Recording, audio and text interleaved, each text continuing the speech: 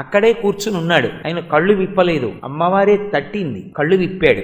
ఆమె తన తాంబూల చర్వణం చేస్తున్న ఒక పిడచ తీసి ఆయన నోట్లో పెడదామని నోరు తెరవమని ఇలా పట్టుకొని ఆయన అన్నాడు, చీ ఆడదాని నోటి తాంబూలం అన్నాడు. పక్కన ఒక మూగివాడు కూర్చున్నాడు. ఆయన నోరు తెరిచాడు. అమ్మవారు ఆయన నోట్లో ఆ తాంబూలపు పిడచ పెట్టింది. అమ్మవారి తాంబూలం నోట్లో నవిలాడేమో, అది నోట్లో పెట్టగానే ఆయన కూర్చున్నవాడు అమ్మవారి పాదముల వంక చూశాడు. అంతే, 100 శ్లోకములు ఆపకుండా చెప్పాడు. పాదారవింద శతకమైంది. ఒక్కసారి అమ్మవారి పైకి చూశాడు. ఆవిడ వైభవం అంతా గోచరమైంది. 100 శ్లోకములు చెప్పాడు. ఆర్యాశతకమైంది. అమ్మవారు ఇటు తిరగకుండా ఇలాగే చూసింది. కడగంటి చూపు, కటాక్ష శతకం చెప్పాడు 100 శ్లోకాలతోటి. ఆవిడ విని చిన్న నవ్వు నవ్వింది. మందస్మిత శతకం చెప్పాడు 100 శ్లోకాలతోటి. అమ్మవారిని స్తోత్రం చేశాడు 100 శ్లోకాలతో. స్తుతి శతకమైంది. వెరసి 500 శ్లోకాలు కలిపి మూక పంచశతి అయింది. 500 శ్లోకాలు చెప్పి ఆపాడు. అమ్మవారంది, నువ్వు